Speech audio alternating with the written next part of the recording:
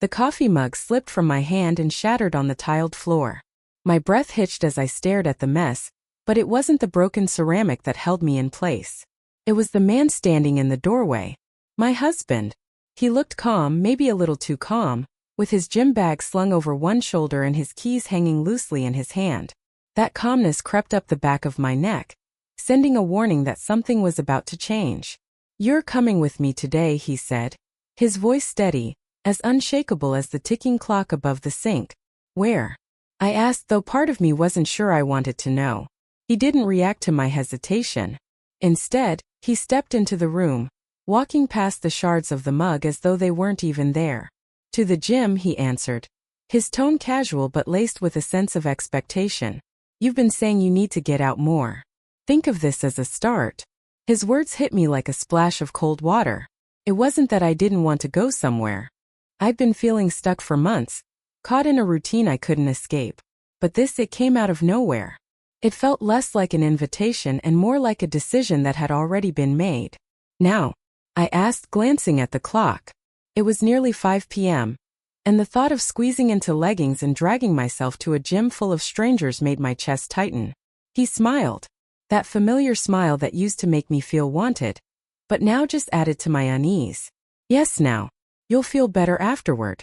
Before I could protest, he moved closer, his hand brushing over my shoulder. "Trust me," he said softly. I nodded, though something in my gut twisted with doubt. I told myself I was overthinking it, that I could survive an hour on a treadmill. How bad could it be? The gym wasn't at all what I expected.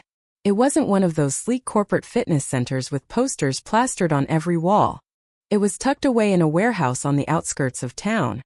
One of those places you pass by 100 times without ever noticing. Inside, the air was thick with the metallic scent of sweat and steel. The equipment looked old, as if it had borne the weight of too many athletes and broken resolutions. 3 men were waiting for us near the back of the room. My husband's friends, he explained during the drive over. I'd never met them before, and something about them made me uneasy. They were all broad-shouldered and self-assured, the kind of men who filled a room just by being there. Their smiles were polite, but their eyes lingered on me just a moment too long. "Hey, you made it," one of them said, giving my husband a slap on the back. Then his gaze shifted to me. "First time here?" I nodded, forcing a smile. "Yeah, first time." "Don't worry," another one chimed in, casually leaning against a weight bench. "We'll take it easy on you." I couldn't tell if he was joking or warning me. The workout started out simple enough. My husband suggested the treadmill, and I reluctantly agreed. The belt hummed beneath my feet as I walked, then jogged, trying to keep up with the pace he set for me.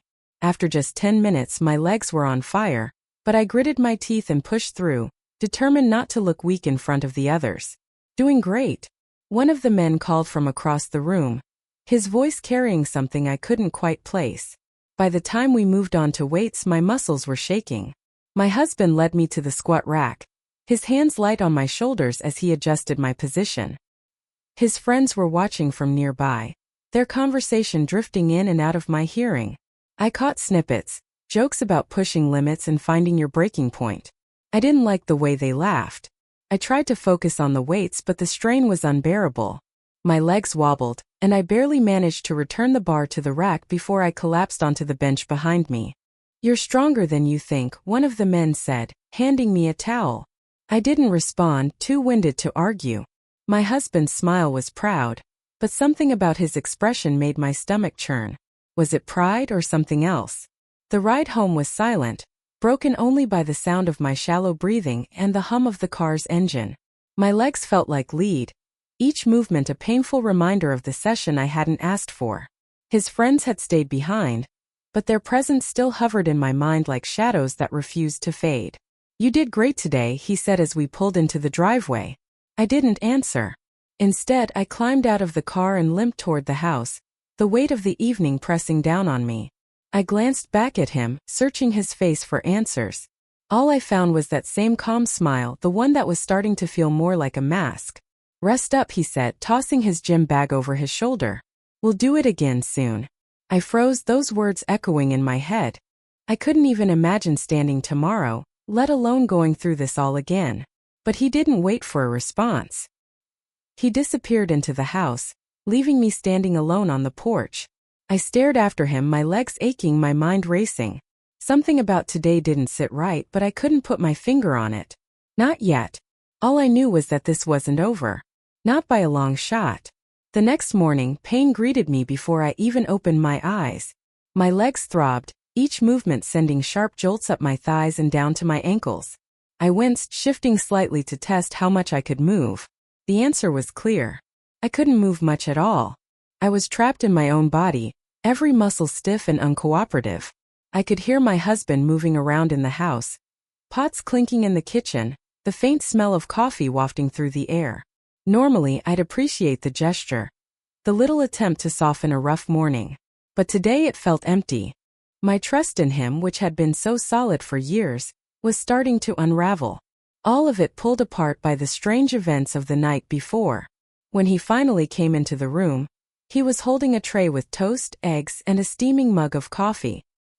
He set it on the bedside table and sat at the edge of the bed, his eyes scanning my face.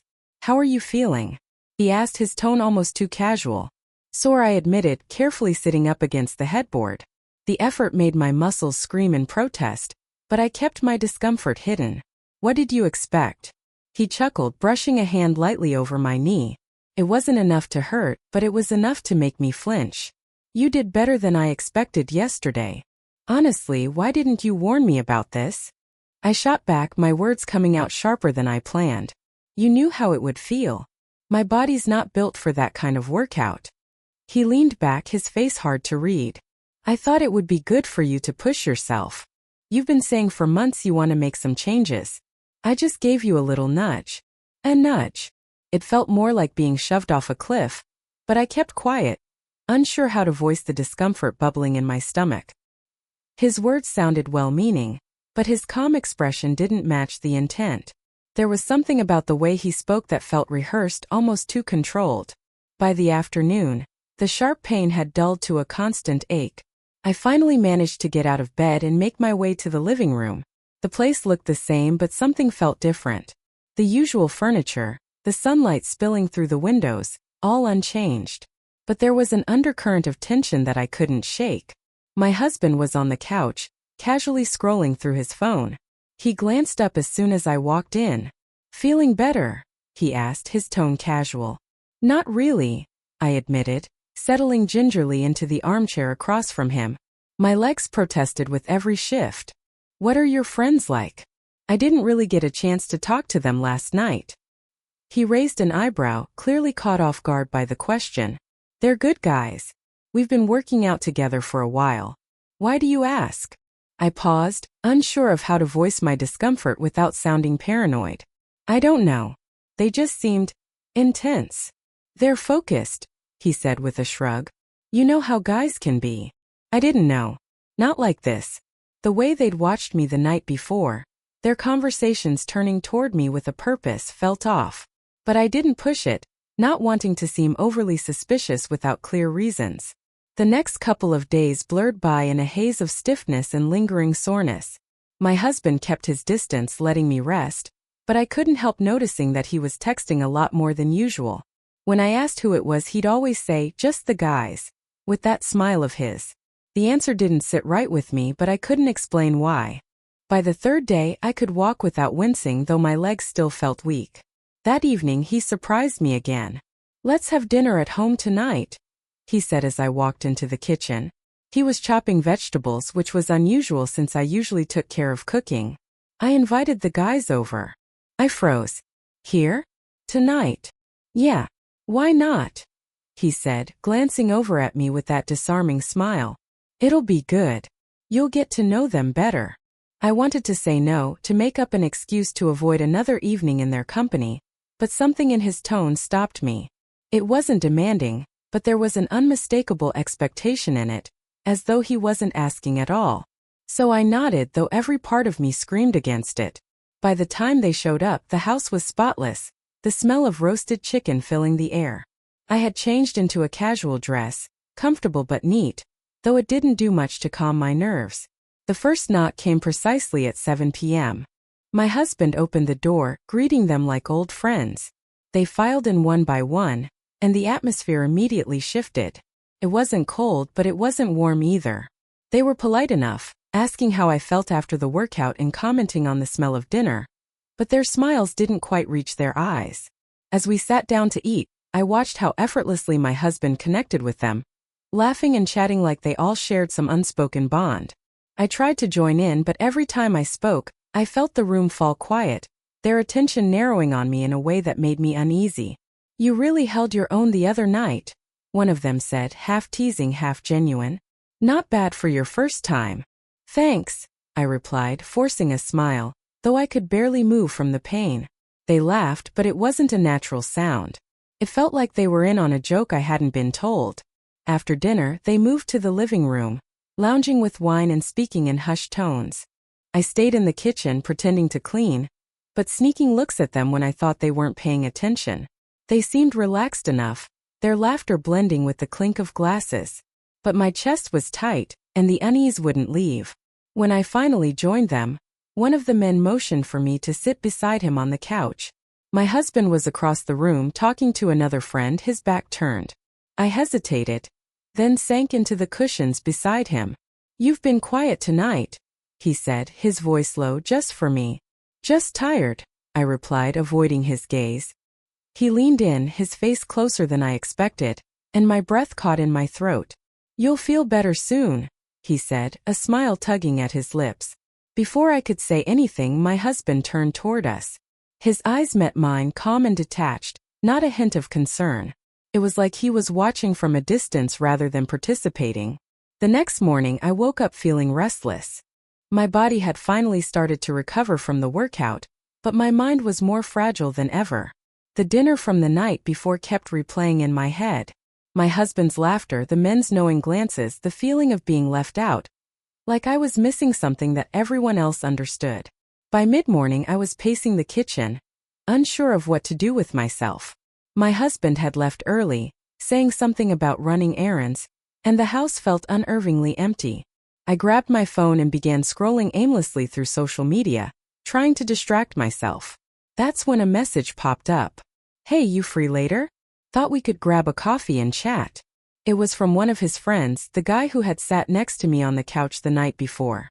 I stared at the message, my thumb hovering over the screen. The invitation seemed harmless, but something about it felt off. I typed back quickly. "Sure. Where?" The cafe he suggested was in a part of town I rarely visited, small, tucked away, with mismatched furniture and soft background music that made you feel like you should be reading rather than talking. When I arrived, he was already there, sitting at a table with 2 cups of coffee. He waved me over with that disarming smile of his. "I wasn't sure you'd come," he said as I sat down. "Neither was I admitted, glancing around the mostly empty cafe. "Why did you want to meet?" He leaned back in his chair, studying me for a moment before answering. "I just thought we didn't really get a chance to talk last night. You seemed quiet. Everyone else seemed to be doing the talking for me," I replied, trying to keep the tone light. He chuckled, nodding. "Fair enough. They can be intense." I sipped my coffee, unsure how to continue. The silence between us stretched, becoming awkward, until he finally broke it. "Your husband and I go way back," he said, his voice softer now. "We've been through a lot together. He's a good man, you know." "I know," I said, but even as I spoke, I wondered if I really did know that anymore. He tilted his head slightly, as if sensing my doubt. "He talks about you all the time. Says you're the most important thing in his life." The words caught me off guard and I felt myself blush. "That's nice to hear." "It's true," he said, leaning in slightly. "That's why I wanted to talk to you. I think he's been feeling a little lost lately. You probably noticed." I nodded slowly, unsure of where this conversation was heading. "What do you mean by lost?" He hesitated, his eyes searching mine. "Just out of sync. Like he's trying to find something to ground him again." I didn't know how to respond. The words felt important, but they were vague enough to leave me trying to grasp at something concrete before I could ask him more.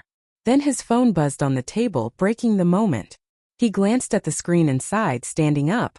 "Sorry, I've got to run," he said. "But think about what I said. Maybe try to see things from his point of view." And just like that, he was gone, leaving me alone with my half-drunk coffee and a mind full of questions. That evening, when my husband walked in, he had a new energy about him. He breezed into the kitchen, where I was chopping vegetables for dinner. He kissed me on the cheek and immediately started talking about a new idea he had. A weekend hiking trip with the guys, he said, leaning against the counter. I think it'll be good for us. Fresh air. Exercise. It's exactly what we need. I paused, my knife hovering over the cutting board. Us or you and your friends? Both, he answered quickly, flashing that easy smile. Come on, it'll be fun. You've been saying you want to get out more. I wanted to argue, to tell him I couldn't face another day of their critical glances and cryptic conversations, but the way he looked at me, so hopeful and confident, made me pause. Against my better judgment, I nodded. Fine. But if my legs give out again, you're carrying me back. The weekend came up fast, and before I knew it, we were all piling into the car with his 3 friends, the trunk loaded with hiking gear and snacks. The ride to the trailhead was filled with their usual banter, but I couldn't shake the feeling that something wasn't right. They were quieter than usual, their laughter more subdued, their words more measured. The trail itself was stunning, winding through thick forests and offering glimpses of distant mountains. But the physical effort quickly started to wear me down. My legs burned with every step, and I could feel blisters forming on my heels. I pushed through, refusing to show weakness in front of them. By the time we reached the clearing where we were setting up camp, I was exhausted, while the others unpacked tents and sleeping bags. I sat on a fallen log trying to catch my breath. One of the men, him again, came over and handed me a water bottle. You okay? He asked, his voice low. Just tired, I replied, taking a sip. This isn't exactly my idea of a relaxing weekend. He smiled, but there was something in his eyes that made my chest tighten. You're tougher than you think. I turned my gaze away, focusing on the water bottle in my hands. His words stayed with me, mixing with the memory of his conversation at the cafe. Was this trip another one of their nudges? And if it was, what were they trying to push me toward? As the sun began to set and the campfire flickered in the growing darkness, I couldn't shake the feeling that I was being tested, though I couldn't figure out for what. One thing was clear though, this wasn't just a hike. It was something bigger, and I wasn't sure I was ready for whatever was coming. The fire crackled softly as night settled in, the warmth of the flames contrasting with the chill creeping into the air. The forest around us was so still that even the smallest sound, like the rustle of leaves, seemed amplified. My husband and his friends were laughing, their voices blending into a strange kind of harmony that felt out of place in the quiet wilderness. I sat slightly apart from them, perched in a camping chair, fiddling with the zipper on my jacket like it was the most important thing I had to do. The hike had drained me more than I was willing to admit. My muscles ached in places I didn't even know existed, and every step on the uneven ground had felt like a battle. But it wasn't just the physical exhaustion that weighed on me. It was the weight of everything unsaid, the questions I hadn't dared to ask. Enjoying yourself? One of the men asked, interrupting my thoughts. He was sitting directly across from me, leaning forward with a grin that didn't quite reach his eyes. Sure, I said, my voice flat. It's peaceful out here. It is, he agreed, but his tone didn't match the words. His gaze lingered on me just a moment too long. Not everyone appreciates it though. Some people can't handle the quiet. I forced a smile, unsure if he was making a jab or just offering an observation. Before I could decide, my husband stood and stretched, his silhouette outlined by the firelight. I'm going to grab some more wood, he announced. Anyone want to come? The others shook their heads, but one of them, him again, stood up. I'll help, he said. The 2 of them disappeared into the darkness, their flashlights casting faint beams against the trees. The remaining men resumed their conversation, their words lost in the crackle of the fire. I sat in silence, my unease growing heavier with each passing minute. When they returned, my husband handed me a stick with a marshmallow speared on the end. Thought you might want one, he said, offering me a smile. Thanks, I murmured, though I wasn't hungry. I held the stick over the fire, watching the marshmallow slowly brown and bubble. My husband settled back into his chair, joining the others in their laughter, as if everything were normal. But I felt his absence now, a new kind of distance between us, like he was just across a chasm, close enough for me to see but too far to reach. "Tell us something about yourself," one of the men said, shifting his attention to me. "We've been talking all night, but you've been pretty quiet." I hesitated, caught off guard by the question. "There's not much to tell," I said finally.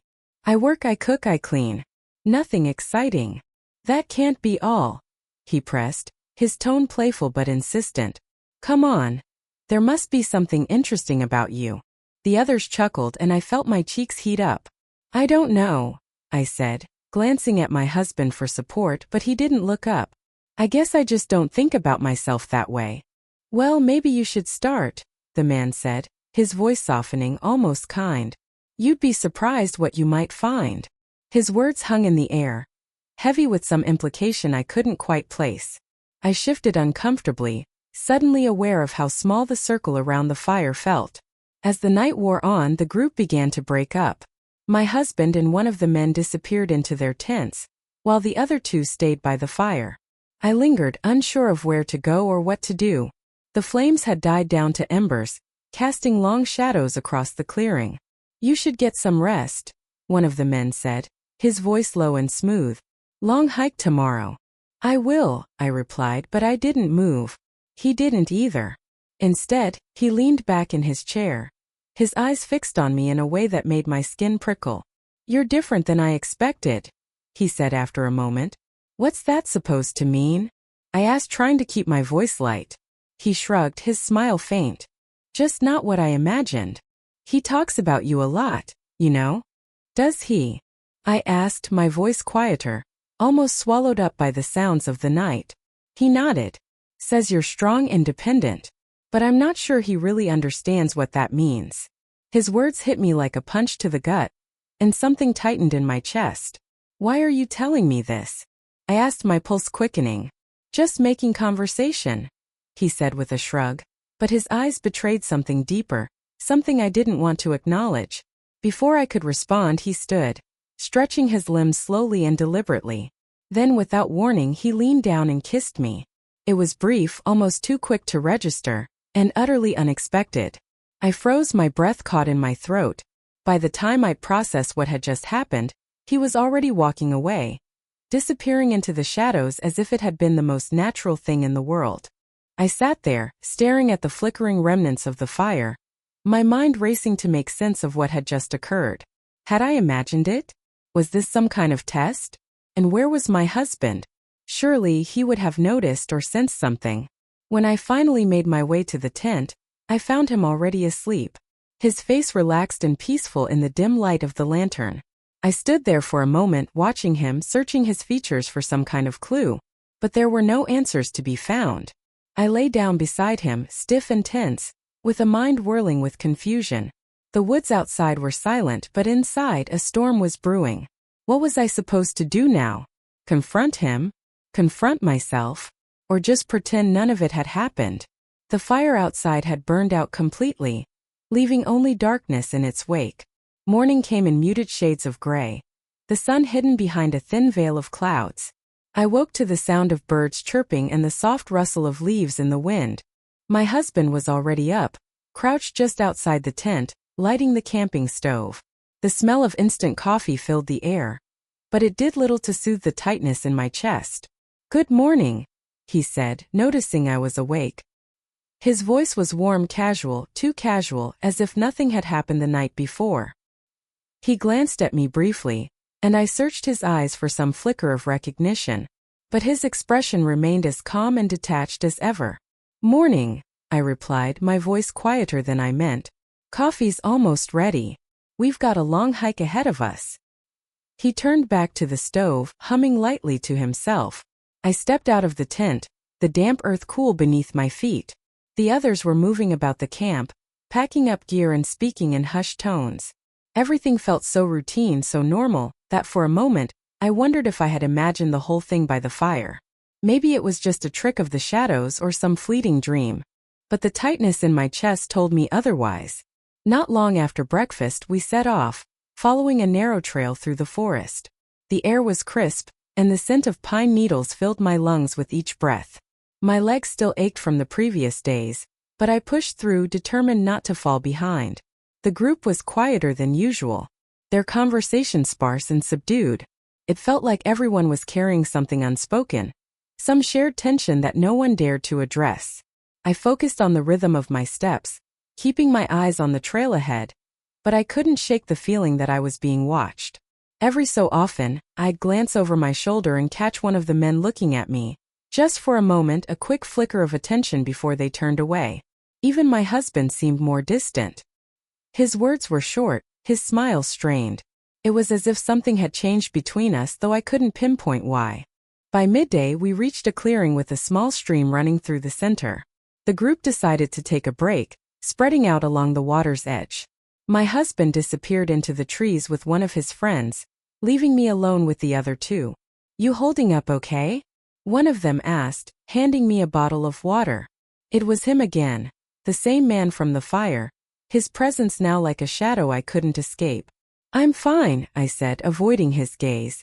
He chuckled, sitting down on a nearby rock. "You're tougher than I thought. Most people would have called it quits by now."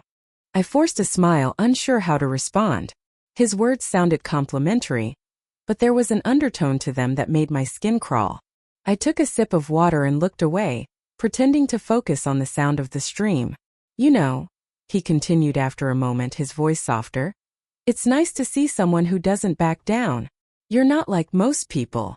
The comment hung in the air, heavy and unsettling. I glanced at him, but his expression was unreadable. When my husband returned, he seemed in better spirits, cracking jokes and tossing pebbles into the stream. I tried to mirror his mood, laughing when appropriate and joining in the small talk, but my mind kept drifting back to the fire, to the moment I couldn't shake. The rest of the hike was uneventful, but the tension remained, an invisible thread binding us all together. By the time we reached camp, I was physically and mentally drained. I busied myself with setting up the tent, grateful for the distraction. Dinner was a quiet affair. The group's usual banter had been reduced to occasional murmurs. My husband seemed content, but his friends exchanged glances that I couldn't quite read. I felt like an outsider in my own life, watching from the sidelines as a story unfolded around me. As the night deepened, the group slowly drifted off, one by one, retreating to their tents. I stayed by the dying fire, staring at the glowing embers, replaying the events of the day in my mind. My husband was already in bed, his even breathing filtering through the thin fabric of the tent. The camp was quiet, save for the occasional rustle of leaves in the wind. "Still awake?" The voice startled me, and I turned to see him again. The man from the fire, from the stream, the one whose presence lingered at the edges of my thoughts. "I couldn't sleep," I said, my voice steadier than I felt. He nodded, sitting down on the log beside me. Neither of us spoke. The silence stretched between us, taut and unspoken. "I've been thinking," he said finally, his tone low. "About what I said before?" I asked, my pulse quickening. He hesitated, his gaze fixed on the dying embers. "Sometimes people don't realize what they're capable of until they're pushed. You've got more strength than you think." I didn't know how to respond. His words felt loaded, like they were wrapped in something I couldn't name. Maybe admiration or something darker, something unsettling. Before I could even think of what to say, he stood up, offering a smile. "Good night," he said, and just like that he was gone, vanishing into the shadows, leaving me alone with the smoldering embers of the fire and the weight of questions I couldn't shake. I climbed into the tent and lay down beside my husband, the events of the day pressing down on me like a heavy blanket. His face was peaceful in the dim light, completely unaware of the chaos in my mind. I closed my eyes, hoping to find sleep, but it eluded me. I listened to the whispers of the forest outside, but my mind was trapped in a storm, unable to find peace. I couldn't shake the feeling that the answers I was looking for wouldn't come with the dawn. The hike back started under a thick gray sky, the air heavy with humidity that seemed to cling to my skin, each step more taxing than the last. My legs burned with every incline, but I kept pushing forward, refusing to slow down, unwilling to admit I was struggling. The silence around us was deafening, broken only by the soft crunch of boots against the trail or the occasional snap of a twig underfoot. My husband led the group ahead of me, moving with the ease of someone who knew the terrain by heart. I followed, feeling every step, the weight of the physical exhaustion mixing with something darker pressing down on me. Behind me, I could hear the others murmuring to each other, their voices low and unreadable. As we reached a fork in the trail, my husband stopped and glanced back, his eyes calculating. "We'll take the longer route," he said, his tone flat, almost detached. "Why?" I asked, sharper than I intended. He shrugged. "It's quieter. Fewer people." The others nodded in agreement, as though the decision had been made long before.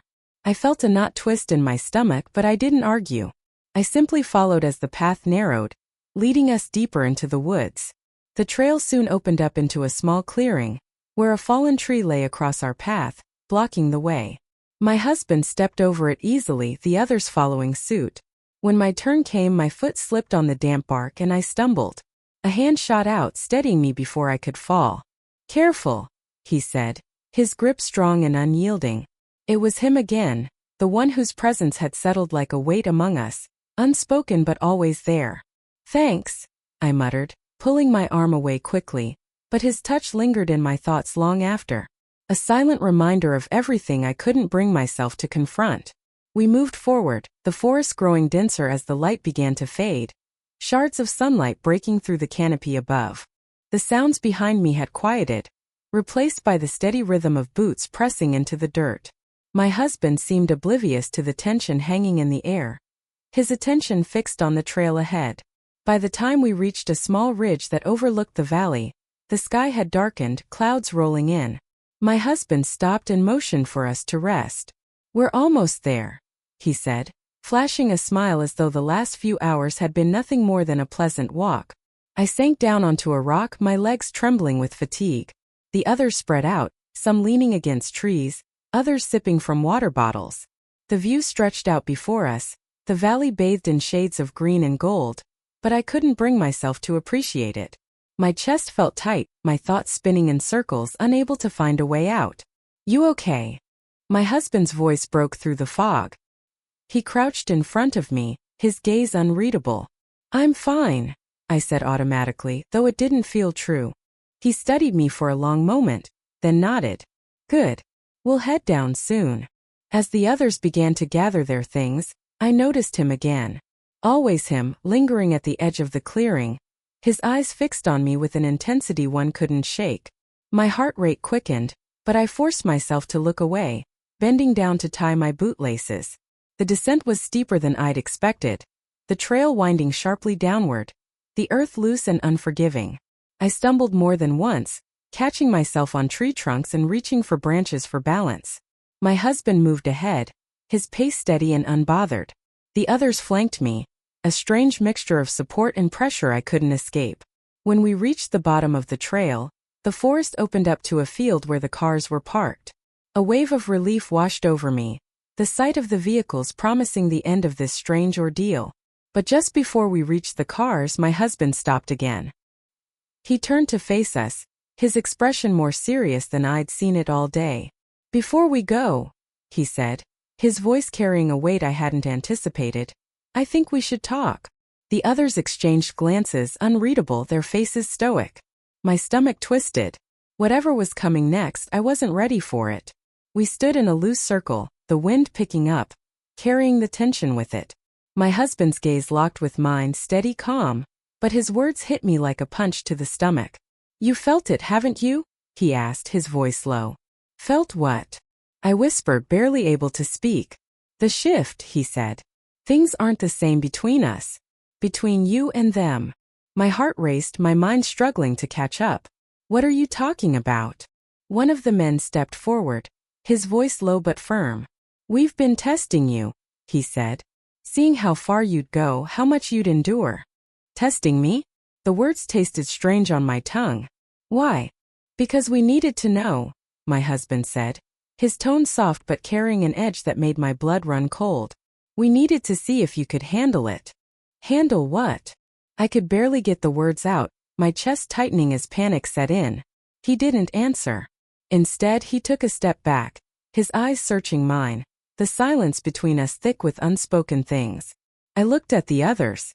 Their faces were blank, their posture stiff, and then it hit me. The thing I'd been avoiding for so long. This wasn't just about the hike. It wasn't about fitness or bonding or anything I could understand. This was something much darker, and I was at the center of it. Let's go. My husband's voice broke through the moment, and he turned without another word. The others followed closely behind. I stood frozen, the weight of everything unspoken pressing on me like a vice. When I finally moved, my legs felt like they belonged to someone else, heavy and uncooperative. I climbed into the car, the door slamming shut behind me with the finality of a sentence I hadn't been prepared to hear. The drive back was silent, suffocating. I stared out the window as the trees blurred past, a wash of green and gray. When we pulled into the driveway, my husband placed a hand gently on my knee. "You did well," he said, his voice low, almost distant. I didn't respond. Instead, I stepped out of the car and walked into the house, my mind reeling with questions I couldn't begin to ask. That night, as I lay beside him in bed, I stared at the ceiling, my chest heavy with unspoken thoughts. What had I proved? To him? To them? The only thing I knew for sure was that I would never look at him, or at myself, the same way again.